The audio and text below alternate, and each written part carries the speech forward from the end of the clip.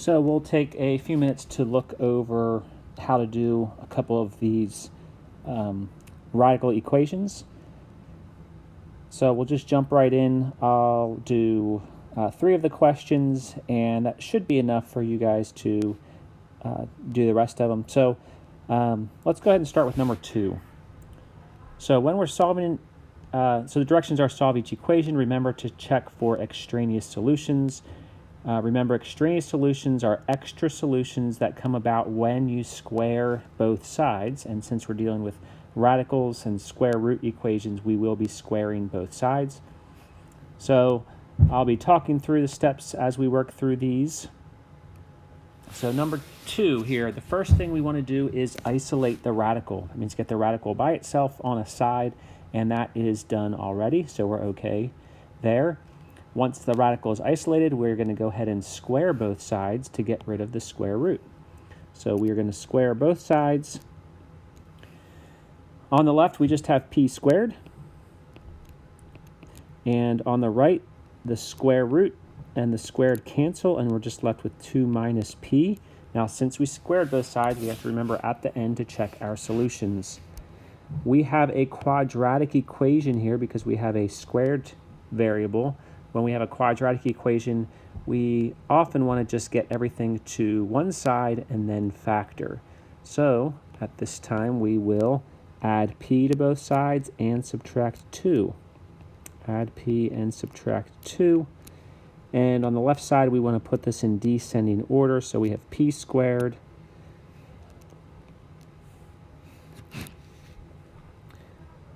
plus p minus 2 equals 0. And now we're solving a quadratic equation. We try to factor. So to get p squared, we need a p and a p.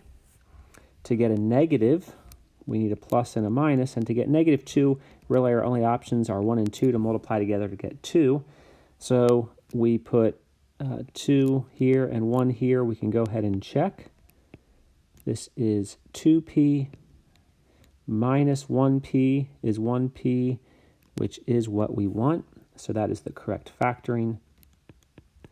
And so then solving this, either this factor has to equal 0. So what makes this, what value of p makes that first factor 0? Well, p would have to equal negative 2. Or what value of p makes this 0? P would have to equal 1. Now, again, since we squared both sides, we need to check our solutions by plugging them back in. Let's slide over a bit here and we will check. So we want to put in p equals negative 2. Well, I'll erase this work we did here so we can plug it in. So negative 2. So we're plugging negative 2 into our original. Negative 2 equals the square root of 2 minus negative 2. Well, over here, this is when it's just the square root. It means it's once a positive, so this definitely won't work. We can continue and see negative 2 equals the square root of 4. The square root of 4 is 2. It does not equal negative 2. So negative 2 does not work. Now let's check 1. So p equals 1.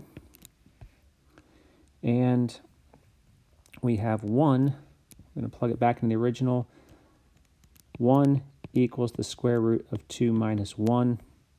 That was plugging 1 back into this equation. And 1 does equal the square root of 1. So p equals 1 is our answer. All right, so that had 2 terms under the square root. Let's jump down to number 4 here and try this one. So we want to isolate the radical. It's isolated already, so we're done with that. We want to square both sides, so we're going to square both sides. Since we squared both sides, we need to make sure we check for extraneous solutions. The left, we have x squared. On the right, the squared cancels with the square root. We're left with 8x. Once again, this is a quadratic equation. So the temptation might be to divide both sides by x, but actually you can get rid of an answer by that. You kind of cancel it out. So we don't want to do that. We want to go ahead and subtract 8x from both sides. and we get x squared minus 8x equals 0. We can go ahead and factor out an x. The easiest type of factoring, factor out a common factor. So factor out an x, you get x minus 8. So what makes these things equal 0? So x equals 0 is a solution, and x equals 8 is a solution. Well, they might be solutions. We need to check our answers. So let's check. Let's plug in 0. Again, I'll get rid of some of this work here so we can see it.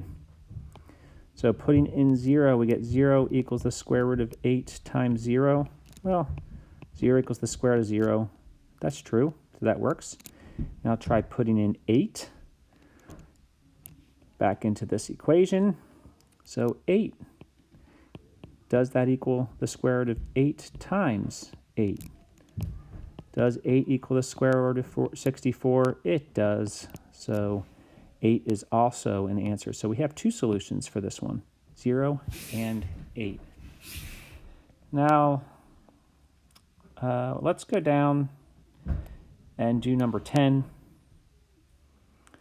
because that has a variable on the left. Actually, so did 6, but we'll just go with 10. That has a variable on the left and a binomial in here. Shouldn't be a whole lot different, but let's just do one more example here. So we're going to square both sides. Well, first we make sure that radical is isolated, and it is. We square both sides. The square root cancels with the squared, and we're left with 56 minus m. Once again, it's a quadratic, so we want to move everything to one side. So we will subtract 56 and add m. And when we do that, we want to make sure we put the left side in descending order. Equals 0. Now we want to factor if possible. So to get an m squared, we need an m and an m. To get a negative 56, we need a plus and a minus. And then the factors of 56, there's several of them, 1 and 56, 2 and 28, 4 and 14, and then 7 and 8. 7 and 8 looks like it's going to work with the 8 being positive and the 7 being negative. Now what makes this equal 0? M equals negative 8. What makes this factor equal 0? M equals 7. We have those two solutions, but we want to check them. So we check. Let's plug in negative 8. So if we put in negative 8 into our original equation, negative 8, and we already see it won't work because the square root will not be negative. So we have negative 8 equals the square root of 64, and that's negative 8 equals 8. When the square root's in the problem to start with, we just look in front of it to see if it's positive or negative, and this is positive. This does not work. So negative 8 is not one of the solutions. Now try plugging in 7 into the original. And we get 7 equals the square root of 56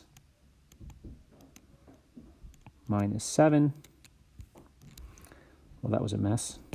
I'm going to plug in 7. 7 equals the square root of 56 minus 7. 7 equals the square root. 56 minus 7 is 49. 7 does equal 7, so 7 is the solution. M equals 7. So that should help you finish out the problems that you're supposed to do on that one.